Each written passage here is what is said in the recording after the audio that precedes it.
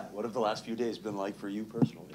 Well, I mean, I think as a GM, I think you'd be lying if you told anybody, you go into those things and you came out empty-handed, that you'd be happy. So there's always that pressure, and you want to make sure that you do the right things and move the franchise ahead. And that's a scary thing, that you never know what's coming your way. We tried to prepare the best we could, and I thought our pro group did a good job. But there's always few things that are unexpected, and fortunately for us, we got some good deals. Overall, when you look at what you accomplished, what would you say? I mean, we've talked a lot about with an eye toward the future. Is that what this was all about? Yeah, well, it is. It's when you go through the rebuild, you want to keep moving forward. And I felt in a lot of cases we were able to get bigger and better and younger. And we were able to really kind of add two top-notch prospects with McBain and Smith. So really excited about that process and how that went down. And it's exciting for the franchise. And both those guys will have a chance to come in, and hopefully if we can come to terms with Smith with a contract, he'll have a chance to play for us.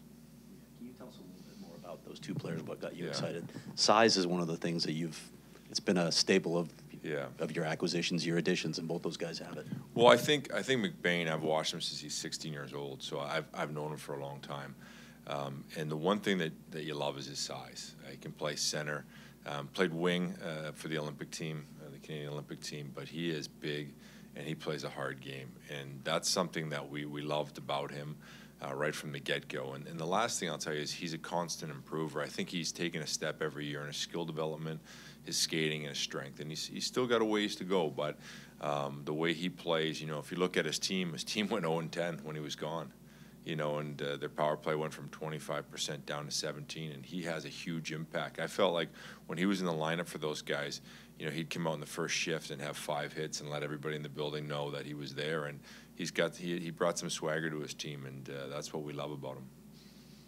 A couple of things that didn't happen that a lot of people had speculated about. Can you maybe give us some insight as to why Phil Kessel and Jacob Chychrun are still Coyotes? Sure. I'll just go back to Nathan Smith, too, so I forgot about him. Yeah. But Nathan's a spark plug. Like, this kid hates to lose. The thing you'll notice about him, we always have a saying, it's easier to tame the tiger than paint stripes on the kitty cat, and that's him. He's a hothead at times. He can get a little carried away, but he's a physical player. He comes to play every single shift, and he's got skill. He can make plays. He can score. So we just love the way he played. To address some of the things that didn't happen, we tried to obviously move Phil Kessel. Obviously, that was his wish, and we tried to do that. One of the things that hampered it was just for him was the cap number, and you can only cut money twice, and even so, we couldn't get it down to a certain number that the majority of teams that were interested in him, we just couldn't fit him on the cap. So. A little bit disappointed for there, but at the same time, Phil gets to stay a Coyote, and he's really dug in for us all year, so he's been great. And last night was probably one of his best games, so he'll continue to move forward with us and help our team through the rebuild. And then with Chychrun, it wasn't there, the right pieces. When you're coming down the stretch, you're dealing sometimes with 6 teams that might have the pieces, and they don't really want to break apart their team. So. We're open to listen and moving forward with that, and it's probably a better result when the season ends, and we'll see what happens. Last one for me. Jose's going to want to ask some questions too, but with the goaltending situation, first of all, you get Karel locked up for 3 years, like you addressed that, and then with Scott Wedgewood, I know that there had been some talks about bringing him back. How did that all come about with the deal to Dallas? Well, some teams have had inquired about what we're going to do in the future with the goaltending, and it just came out of kind of nowhere.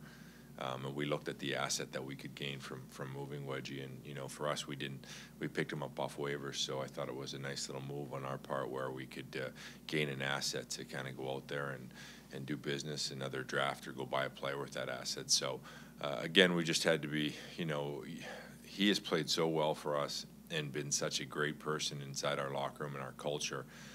Those are the tough parts about being a GM, is that you have to move those guys when you're going through the rebuild. So Unfortunately, we had to move him, but he was very gracious, very professional from start to finish, and we wished him the best of luck. And he's going to go to a great team and have a chance to play in the playoffs. Just to follow up on that, the personal side of this sometimes gets lost. It's a business. You got to do what you got to do as a GM. But how hard is that in a situation like a guy like Scott Wedgewood, who clearly was really liked around here at Big? Yeah, I mean, it's always hard moving players, you know, whether it was Larson or Nash or him.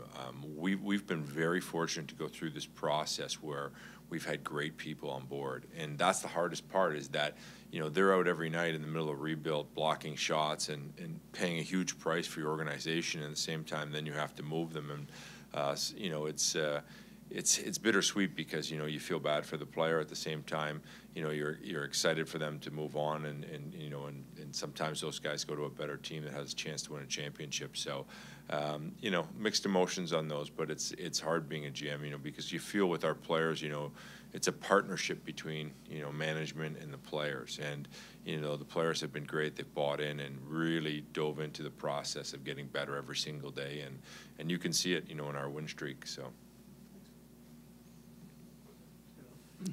How much sort of weighed into, I mean, there was some talk towards the deadline, end of the deadline here, that the room was really tight.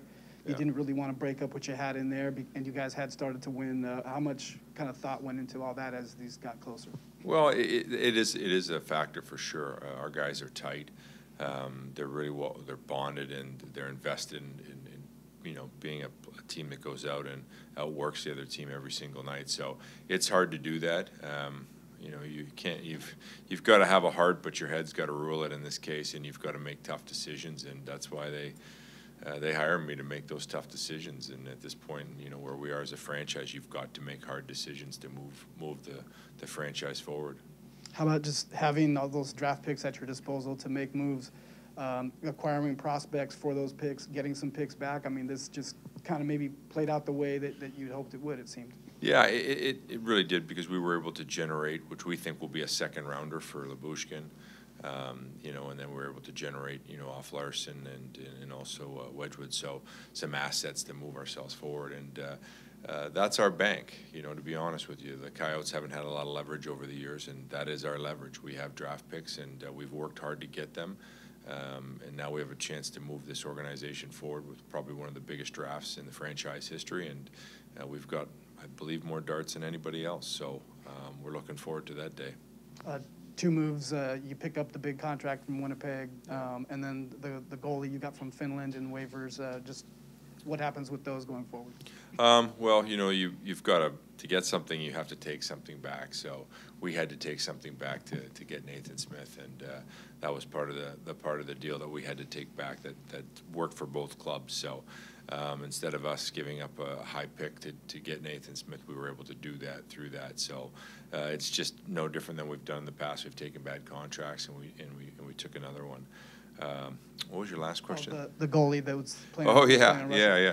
So just, you know, it just happened to be that there was a goaltender available on waivers that we liked, that Corey Schwab is familiar with, our goaltender coach, and some of our other guys in the organization, and we felt like it was a great opportunity for us to see what he looks like. He went over there with Finland and played great in the Olympics, so we're excited about him. Even though he's an older goaltender, we're excited about getting him, and he's constantly improved over the years, and he's a really good human being. So we're kind of excited about that too, and it allows us to give some flexibility, keep our goaltenders playing and developing in the minors.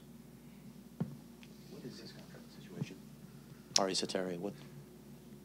Well, it's just a 1 year for the rest of the year. So, okay. Yeah. Okay.